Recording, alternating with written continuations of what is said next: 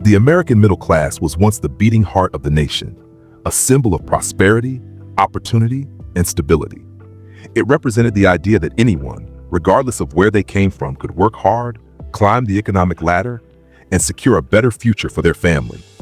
It was more than an economic classification. It was the American dream incarnate. But that dream is unraveling before our very eyes. The middle class, the backbone of America's economic engine, is shrinking. Wages are stagnant, debt is suffocating, and the cost of living has soared to unbearable heights. Families are working harder, longer, and for less. The question isn't just what happened, it's why wasn't this stopped? In this video, we're peeling back the layers of the middle-class crisis to expose the hidden forces, deliberate decisions, and systemic failures that turned the American dream into a nightmare. Brace yourselves. This is a story about greed, power, and betrayal, and it goes far deeper than you might think. The story of the middle class begins after World War II, when America emerged as an economic superpower. The 1950s were a golden age for workers. The war had supercharged manufacturing, unions were strong, and government policies actively supported the idea of shared prosperity. Picture this: a single factory worker could buy a home, support a family, and retire comfortably, all on one income. Cars rolled off the assembly lines, homes sprang up in suburbs, and families packed into diners to celebrate the fruits of their labor. But that era of prosperity wasn't just a happy accident. It was built on intentional choices. Strong unions that demanded fair wages and benefits, tax policies that ensured corporations and the wealthy paid their fair share, government investments in infrastructure, education, and housing. For a while, it seemed like nothing could stop the upward momentum.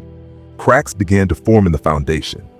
By the late 1970s, those cracks widened into chasms, and the forces that had built the middle class began to dismantle it piece by piece. The 1970s were a decade of upheaval.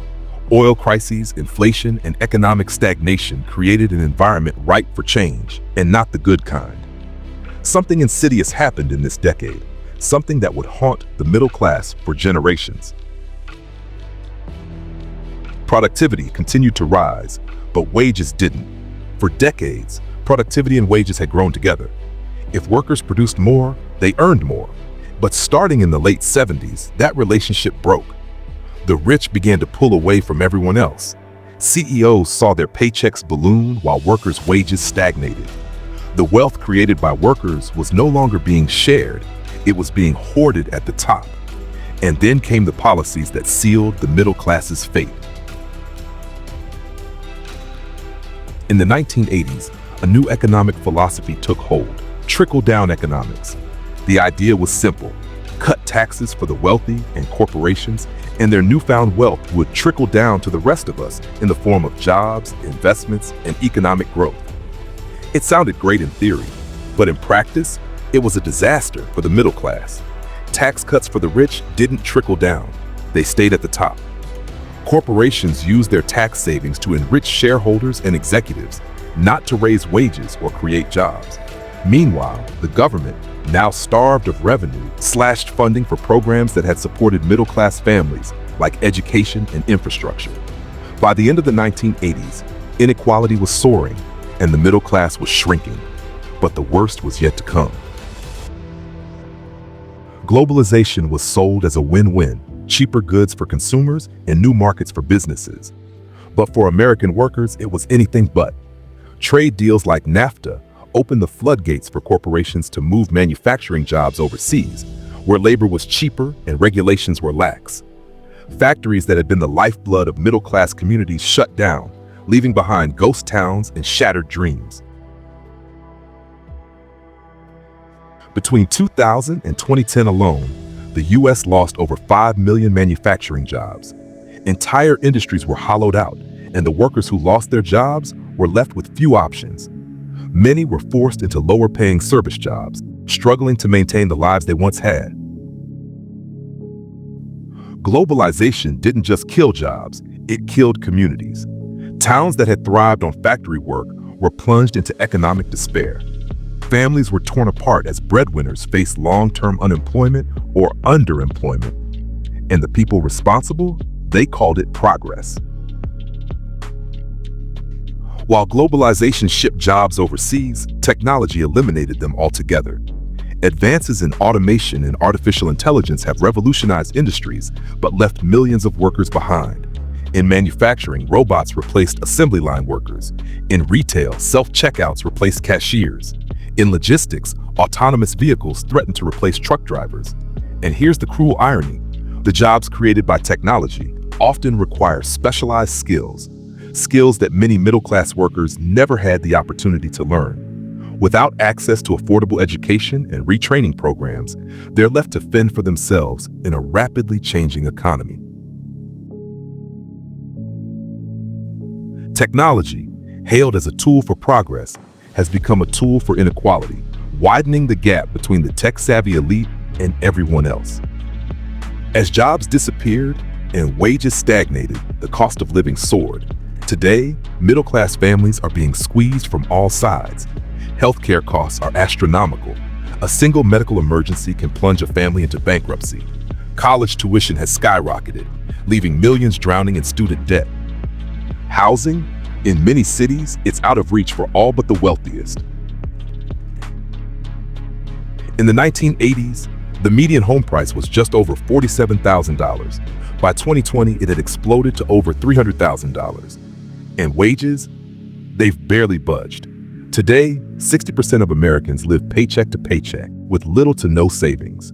It's not just harder to get ahead, it's harder to stay afloat. Unions were once the backbone of the middle class, giving workers a voice and ensuring fair wages and benefits. But over the past few decades, union membership has plummeted. Corporations, with the help of politicians, waged a relentless war on unions. Anti-union policies, right-to-work laws, and corporate lobbying weakened the power of organized labor, leaving workers vulnerable. Without unions, workers have little bargaining power. They're at the mercy of corporations that prioritize profits over people. And the result? Stagnant wages, unsafe working conditions, and a growing sense of despair among the working class. The decline of the middle class isn't just an accident. It's the result of deliberate decisions made by those in power. Over the past few decades, America's tax policies have been rewritten to favor the wealthy. Corporate tax rates have been slashed, loopholes have been exploited, and the rich have gotten richer. The 2017 Tax Cuts and Jobs Act is a perfect example. It handed billions to the wealthiest Americans and corporations while giving middle-class families only minor, temporary relief. The system isn't broken. It's working exactly as it was designed, to funnel wealth to the top while leaving everyone else to fend for themselves. The collapse of the middle class isn't just an economic crisis, it's a human one. Families are breaking under the strain of financial insecurity. Stress, anxiety, and depression are on the rise as people struggle to make ends meet. The dream of upward mobility has been replaced by the fear of downward mobility. Parents worry about their children's futures, knowing that they'll likely face even greater challenges than they did. The decline of the middle class is one of the greatest challenges facing America today. It's a crisis that affects everyone, from factory workers to college graduates, from small-town residents to big city dwellers. But it's not too late to turn things around. Rebuilding the middle class will require bold action, investing in education and infrastructure, strengthening unions, reforming the tax system, and holding corporations accountable. The question is, do we have the courage to fight for it? Or will we continue to watch as the American dream fades into history? The middle class isn't just an economic group. It's the heart of what America once promised to be. And if it falls, we all do.